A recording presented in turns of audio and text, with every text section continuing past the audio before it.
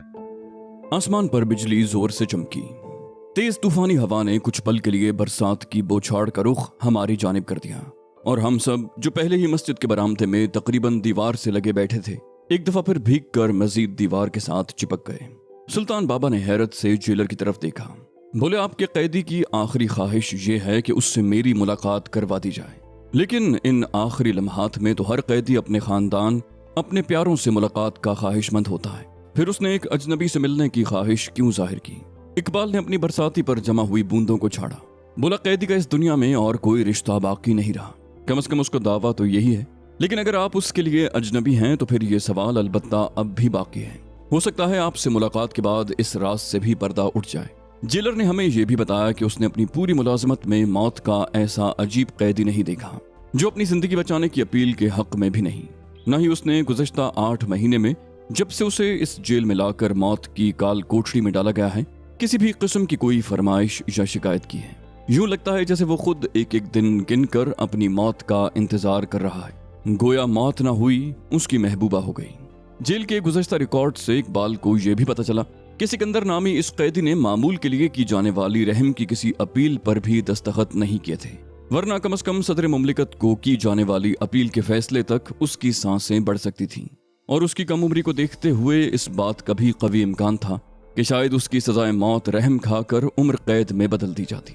वो सारा दिन चुपचाप रहता था और शाम से कबल जब काल कोठरियों के कैदियों को आधे घंटे के लिए जिंदान से बाहर टहलाई के लिए निकाला जाता था, इस दौरान भी वो खामोशी से एक जानिब बैठा रहता। शायद ही किसी कैदी या जेल के अमले ने उसे बिला जरूरत कभी बोलते देखा। शुरू में जब उसे इस जेल में लाया गया, तब CID वाले रोजाना उससे तफ्तीश के लिए जेल आते थे। सुना है उसका ताल्लुक एक बहुत खतरनाक मुल्क दुश्मन तंजीम से था और इस कैदी के सीने में भी बहुत से ऐसे राज दफन थे जो अगर सही वक्त पर अफशा हो जाते तो बहुत बड़ी तबाही से बचा जा सकता था। लेकिन सिकंदर की जबान खुलना थी न खुली। उस पर मुल्क के एक ऐसे नौजवान और उभरते हुए साइंसदान के कत्ल का जुर्म साबित हो चुका था और इसी जुर्म की पादाश में वो आने वाली मौत के इंतजार में उस काल कोठरी में पड़ा एक एक घड़ी गिन रहा था। जेलर अभी हमें ये सारी तफसीलात बता ही रहा था कि दूर जेल के घंटा घर से 11 मरतबा टन टन की आवाज सुनाई दी। जेल में कैदियों और दीगर अमले को वक्त से मुत्तला रहने और होशियार रखने के लिए एक बहुत बड़ी सी पीतल की घंटी को हर घंटे के बाद उतनी ही मरतबा लोहे की एक बहुत बड़ी रॉड के जरिए बजाया जाता था। जितनी मरतबा घंटी बजती वही दिन या रात का वक्त होता। मतलब ये कि उस वक्त रात के 11 बज रहे थे। अब 11:30 बजे यानी आधे घंटे के बाद सिर्फ 1 टन की आवाज ये जाहिर करेगी कि रात के 11:30 बज रहे हैं। ये सारी तफसील भी हमें जेलर की जबानी ही पता चली। जेलर ने अपने पास खड़े जेल के हवालदार से कहा, जाकर पता करो दारुल हुकूमत से जिस अफसर ने आना था उसकी कोई खैर खबर पहुंची या नहीं। मेरी जीप के वायरलेस ही से कस्बे के बाहर वाली चौकी को भी मुत्तला करो कि अगर वो लोग पुल की दूसरी जानिब पहुंच गए हैं तो महकमाए अनहार वालों से कहकर कश्ती का इंतजाम करवाएं और नदी पार करवा कर जेल के रेस्ट हाउस में पहुंचा दें। मैं कुछ देर में जेल पहुंचता। हवालदार कुछ हिचकिचाया, बोला, लेकिन जनाब, रेस्ट हाउस में तो सिर्फ एक ही कमरा कुछ इस्तेमाल के काबिल था और उसमें मकतूल की बेवा अपने 5 साला बेटे के साथ शाम ही से आपके हुक्म के मुताबिक ठहराई गई है। फिर भी अगर आप कहें तो। जेलर ने अपने माथे पर हाथ फेर कर यूं सर झटका जैसे उसे खुद अपने भुलक्कड़पन पर गुस्सा आ रहा हो। बोला, ओह हाँ, याद आया। अच्छा ठीक है, उनके लिए मेरे घर का मेहमान खाना तैयार करवा दो। बेवा को वहीं रेस्ट हाउस में रहने दो। अब इस बरसती रात में वो बेचारी कहाँ कमरे तब्दील करती फिरेगी। हवालदार सर हिलाकर जल्दी से मस्जिद के बाहर खड़ी जीप की जानिब बढ़ गया। हमारे किसी सवाल से पहले ही इकबाल ने खुद हमें बता दिया कि हुक्म बाला की खुसूसी इजाजत से एक तफ्तीशी अफसर को एक आखिरी कोशिश के तौर पर आज शाम इस कस्बे में पहुंचना था, लेकिन शायद खराब मौसम की वजह से उसे कुछ देर हो गई है। पुलिस के आला तफ्तीशी हुक्काम अब भी एक आखिरी उम्मीद रखे हुए थे कि शायद अपनी मौत से एक रात पहले ही सिकंदर का दिल पिघल जाए और वो जाते जाते कुछ ऐसा बता दे जो उनकी तफ्तीश में कारामद साबित हो सके और सिकंदर के असल गिरोह की गिरफ्तारी में उनकी मदद कर सके। दूसरी जानिब चूंकि ये कत्ल किसास और दियत की मद में दर्ज किया गया था, लिहाजा मकतूल की बेवा को उसके पहले वारिस के तौर पर फांसी देखने के लिए जेल बुलाया गया था। किसास और दियत के कत्ल के केसेस में मकतूल के सबसे करीबी वरसा में से किसी को कातिल की फांसी का नजारा देखने के लिए जेल मदऊ किया जाता था और कातिल को मकतूल के वारिस के सामने ही फांसी पर लटकाया जाता था। वारिस को फांसी से आखिरी लम्हे कबल तक कातिल की सांसें बख्श देने का इख्तियार भी होता था। चाहे वो ये सांसें क़िसास की रकम के इवज़ ही क्यों न बख्शें। लेकिन इस सिकंदर नामी कातिल की फांसी देखने के लिए मकतूल जावेद नामी शख्स की बेवा नायला अपने 5 साला बेटे के साथ हज़ारों मील का सफ़र तय करके बैरून मुल्क से इस पसमानदा कस्बे तक पहुंची थी, क्योंकि उसके शौहर के कत्ल के बाद हिफाजत के नुक्ता नज़र से उसके वालिदैन ने उसे मुल्क से बाहर भिजवा दिया था। इकबाल के बकौल उसका ख्याल ये था कि इतनी दूर से मकतूल की बेवा अपने शौहर के कातिल की फांसी देखने के लिए नहीं पहुंच पाएगी। लेकिन उसकी हैरत की इंतहा न रही जब आज शाम ही बारिश से कुछ कबल नायला अपने इकलौते बेटे समेत उस कस्बे के स्टेशन पर सिर्फ एक सूटकेस के साथ खड़ी जेल की गाड़ी का इंतजार करती हुई उन्हें मिली। जेलर के एक सवाल के जवाब में कि नायला ने हजारों मील का ये सफर किस लिए तय किया, क्योंकि फांसी तो उसकी गैर मौजूदगी में भी तय पा जाती। नायला ने सिर्फ इतना कहा कि वो इस फांसी का सदियों से इंतजार कर रही है और उसे तब तक सुकून की नींद नहीं आएगी जब तक वो अपनी आंखों के सामने अपने शौहर के कातिल को फांसी के फंदे पर झूलते हुए नहीं देख लेती। बकौल इकबाल, उसने आज तक इतने आहनी आसाब वाली लड़की नहीं देखी थी, क्योंकि अभी तक मकतूला की बेवा कम उम्र ही थी। न जाने उस बेचारी ने इस नौजवानी में ही ये बेवगी का दाग कैसे झेला होगा। कुछ ही देर में हवालदार ने आकर खबर दी कि बड़े शहर से अफसर आ गया है, लेकिन उसने आते ही जेल में कैदी से मुलाकात की ख्वाहिश जाहिर की है। वो कहता है कि उसके पास वक्त बहुत कम है, लिहाजा वो मजीद एक लम्हा ज़ाया किए बिना कैदी से मिलकर अपनी तफ्तीश का आगाज करना चाहता है। जेलर ये सुनते ही जल्दी से खड़ा हो गया, बोला ठीक है, हम यहाँ से सीधे जेल ही जाएंगे। और हाँ, उस जल्लाद का क्या बना, वो पहुंचा कि नहीं? हवालदार ने अपनी टोपी सीधी की, बोला नहीं जनाब, जल्लाद का फिलहाल कुछ अता पता नहीं। जेल के 2 सिपाही कश्ती समेत टूटे हुए पुल के करीब पूरी रात जल्लाद का इंतजार करेंगे, ताकि रात को किसी भी पहर अगर वो कस्बे तक पहुंचने में कामयाब हो जाए तो हमारा अमला उसे लेकर सीधा जेल पहुंचा दे। जेलर ने लंबा सा हुनकारा भरा और सुल्तान बाबा से वापसी के लिए इजाजत चाही। पता नहीं उस लम्हे अचानक ही मेरे जहन में एक अजीब से सवाल ने कहां से सर उभारा और मैं अपनी ख्वाहिश को जबान पर आने से रोक नहीं पाया। मैंने कहा, जेलर साहब, क्या ये मुमकिन है कि आपके उस कैदी को मैं आज रात ही देख पाऊं? कल तो उसकी सांसों की मियाद बिल्कुल ही मुख्तसर होगी, जाने उस वक्त वो अपने हवास में भी होगा या नहीं।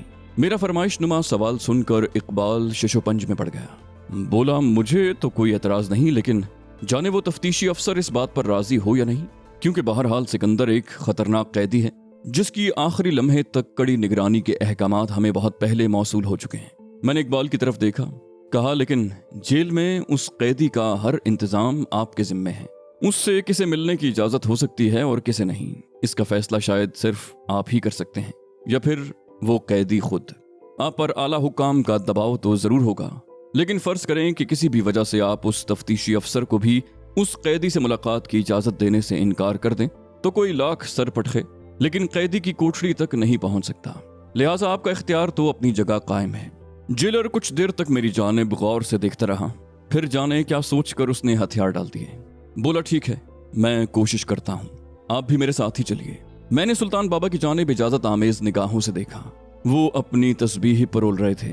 बोले, जाओ मियाँ, तुम भी उस बदनसीब को देख आओ, लेकिन याद रहे, जब जब जो जो होना है तब तब सो होता है। मैंने चौंक कर सुल्तान बाबा की आंखों में कोई तहरीर पढ़ने की कोशिश की, लेकिन वो अपनी आंखें बंद करके फिर से तस्बीह पढ़ने में मसरूफ हो चुके थे। मैं जेलर इकबाल और उसके हवालदार के साथ बारिश में भीगता हुआ मस्जिद के बाहर खड़ी जीप की जानिब बढ़ गया। जीप का ड्राइवर, जो बारिश की खुनकी से बचने के लिए अपनी बीड़ी सुलगाए सुकड़ा सिमटा सा जीप में बैठा हुआ था, हमें देखकर फौरन चाको चौबंद हो गया और हमारे बैठते ही एक झटके से जीप आगे बढ़ा दी। कस्बे की वाहिद मरकजी सड़क और आसपास की गलियां सब जलथल थीं। कुछ भीगे और सर्दी से कपकपाते आवारा कुत्तों ने जीप की आवाज सुनकर चौंक कर सर उठाया और फिर भौंक कर पीछा करने की सकत न पाकर सिर्फ गुर्राकर ही चुप हो गए। कुछ ही देर के बाद जीप ने कस्बे की आखिरी गली को भी पीछे छोड़ दिया। घुप अंधेरे में दूर कहीं लपकती नीली बिजली के झमाके में मुझे एक बहुत बड़ी कलानुमा इमारत की झलक किसी नीली रोशनी में निहाय हयूले की तरह दिखाई दी। ठीक उसी लम्हे मेरे जहन में भी एक झमाका सा हुआ और मुझे फिर वही पुराना एहसास बुरी तरह डसने लगा कि मैंने पहले भी कभी कहीं न कहीं ये इमारत देखी है। मेरे सर में शदीद दर्द की एक लहर सी उठी और फिर चंद लम्हों ही में हस्बे मामूल सब कुछ पहले की तरह मामूल पर आ गया। जीप जेल की इमारत के सामने जाकर रुक गई। पुराने किले की तर्ज की वो जेल उस वक्त अंधेरे में डूबी हुई थी। शायद बिजली का राब्ता मुनक़ता था। बुर्जियों पर खड़े मुहाफिजों ने बर्क रफ्तारी से अपनी बड़ी बड़ी मशलनुमा टॉर्चें रोशन करके पहले ऊपर ही से अपना इत्मीनान किया और फिर जल्दी से अंदरूनी दरवाजे की दूसरी जानिब किसी को बड़े जेलर की आमद की इत्तला दी। अंदरूनी संतरी ने अपने इत्मीनान के लिए जेल के मरकजी दरवाजे में बनी लोहे की छोटी सी दराजनुमा खिड़की से एक बार हमारा जायजा लिया और फिर छोटा दरवाजा खोल दिया। जेल का कमरा मरकजी गेट के साथ ही वाक़ था, जिसके बाद एक और बड़ा सा आहनी गेट था, जिसके बाद जेल की असल इमारत शुरू होती थी। लेकिन इकबाल ने अपने हवालदार को मुझे इसी बरामदे में वाक़ डिप्टी सुपरिंटेंडेंट के कमरे में बिठाने का कहा और खुद अपने कमरे की जानिब बढ़ गया। शायद वो तफ्तीशी अफसर से पहले मुलाकात करके उसे मेरे बारे में बताना चाहता था। कुछ ही देर बाद हवालदार ने आकर मुझे बताया कि सिकंदर नामी कैदी को तफ्तीश के लिए बने खुसूसी कमरे में पहुंचा दिया गया है और बड़े जेलर साहब मेरा वहीं इंतजार कर रहे हैं। मैं हवालदार की सरबराही में जेल का अंदरूनी बड़ा गेट पार करके जेल की अंदरूनी दुनिया में दाखिल हो गया, जहां सबसे पहले निहायत एहतियात से 3 मरतबा मेरी तलाशी ली गई और फिर हम जेल की राहदारियों से होते हुए आगे बढ़ने लगे। जेल की तमाम इमारत एक अजीब से यासियत ज़दा अंधेरे में डूबी हुई थी। लगता था जैसे पूरी इमारत पर किसी भयानक आसेब का साया हो। दिन भर के थके हारे कैदी अपनी कोठड़ियों और बैरकों में एक दूसरे से उलझे पड़े सो रहे थे। अलबत्ता फांसी घाट की जानिब बनी काल कोठड़ियों से जोर जोर से कुरान और तस्बीह पर अल्लाहू की आवाजें सन्नाटे को चीरती हुई आ रही थीं। मुझे एक बार फिर से मौत और मजहब के इस अजीब से ताल्लुक ने उलझा सा दिया। आखिर सिर्फ मौत या मौत का तसव्वुर ही हमें मजहब के करीब होने पर क्यों मजबूर करता है? क्या सिर्फ मौत के बाद मिलने वाली सजा का खौफ ही हमें मजहब को अपनाने पर मजबूर करता है? हम खुशी में और अपनी मर्जी से किसी सजा के खौफ या किसी जजा की लालच के बिना मजहब को क्यों नहीं अपना सकते? क्या हमें दुनिया में सिर्फ इस खौफ का सामना करने के लिए भेजा गया था जो इंसानी मौत और उसके बाद मिलने वाली सजाओं से मुतल्लिक था? हमें अपनी खुशी से बंदगी का इख्तियार क्यों नहीं दिया गया? मैं इसी सोच में मुब्तला था कि अचानक हवालदार ने एक राहदारी के आखिर में बनी हुई लोहे की सीढ़ियों के करीब रुककर मुझे ऊपर चढ़ने का इशारा किया और खुद नीचे बरामदे ही में कांधे से अपनी बंदूक उतार कर मुस्तैदी से पहरा देने के लिए ठहर गया। मैं लोहे की बनी हुई सीढ़ी चढ़कर जब ऊपर पहुंचा तो खुद को एक गोल कमरे में पाया। सीढ़ियां बहुत ऊंची थीं और मेरे अंदाजे के मुताबिक मुझे उस वक्त तीसरी मंजिल के बराबर ऊंचाई पर होना चाहिए था। ये गोल कमरा दरअसल नीचे से आती हुई दीवार ही का तसलसल था। बस यूं समझ लीजिए कि मैं एक बहुत बड़े तन्नूर के दहाने पर मौजूद था। जेलर इकबाल भी ऊपर मौजूद था और नीचे की मंजिल में जहां उस तन्नूर का पैंदा था, वहां निचले गोल कमरे में एक शख्स कमरे में पड़ी 2 कुर्सियों से एक पर यूं बैठा हुआ था कि उसके हाथ कुर्सी के पीछे मोटी रस्सी के जरिए बंधे हुए थे। यही नौजवान सिकंदर नामी वो कैदी था जिसका जिक्र मैं शाम से सुन रहा था। कमरे की दीवारें बिल्कुल चिकनी थीं, इतनी कि कोई लाख कोशिश भी करता पर उसका उन दीवारों से चिपक कर ऊपर चढ़ना नामुमकिन था। और फिर उस पर मुस्तजाद ये कि वो गोल कमरा जैसे जैसे बुलंद होता जाता वैसे ही चारों तरफ से मजीद तंग होते होते छत तक सिर्फ एक गोल दहाना सा रह जाता। शायद ये सारा इंतजाम कैदियों के जहन में उठने वाले फरार के किसी भी ख्याल को पूरी तरह कुचलने के लिए किया गया था। मैं जेलर इकबाल के साथ ही पड़ी कुर्सी पर बैठ गया। वैसे भी ऊपर की गोलाई में बमुश्किल 2 कुर्सियां ही रखने की गुंजाइश थी।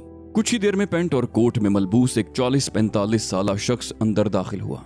जेलर ने आहिस्ता से मुझे बताया, ये राहिल साहब हैं, तफ्तीशी अफसर SSP राहिल।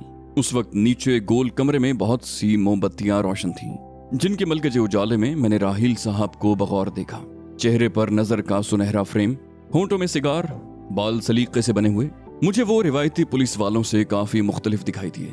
इतने में अचानक जेल की बिजली वापस आ गई और नीचे गोल कमरा रोशन हो गया, जबकि ऊपर वाले हिस्से की बत्तियां शायद जेलर ने पहले ही बुझा रखी थी। इसलिए हम दोनों मजीद अंधेरे में चले गए। ऊपर से लोहे की जालियों में से निचले गोल कमरे में झांकते हुए मुझे बिल्कुल यूं महसूस हुआ जैसे हम किसी अंधेरे सिनेमा हॉल में बैठे रोशन स्क्रीन पर कोई फिल्म देख रहे हों। फर्क सिर्फ इतना था कि सिनेमा की स्क्रीन सामने होती है और यहाँ स्क्रीन देखने के लिए हमें नीचे की जानिब झांकना पड़ रहा था, और हमारे दरमियान लोहे की वो मोटी सी जाली नुमा खिड़की भी हायल थी जिसने उस तन्नूर के दहाने को ढक रखा था। तफ्तीशी कमरे में रोशनी के लिए 1000 वोल्ट का बिजली का सिर्फ एक बल्ब कमरे के वस्त में कुछ ऐसे जाविये से लटकाया गया था कि उसकी बराह रास्त रोशनी सिर्फ कैदी के चेहरे पर ही पड़ रही थी। अचानक रोशनी से कैदी की आंखें चुंधियासी गईं। फिर उसने धीरे धीरे अपनी आंखें खोली और राहिल साहब की तरफ देखकर हल्के से मुस्कुराया। बोला, चलें, शुक्र है आपके आने से कुछ लम्हों के लिए ही सही, लेकिन इन बुझे चिरागों में रोशनी तो आई, वरना मैं तो शायद इस मुल्क को रोशन देखने की हसरत में ही जान दे देता। वैसे सुना है कि कुछ अरसे में मुल्क से लोड शेडिंग खत्म हो जाएगी। आपको मुबारक हो राहिल साहब। राहिल साहब समेत मैं और जेलर भी सिकंदर का ये जुमला सुनकर चौंक गए। राहिल साहब ने सिगार का लंबा सा कश लिया।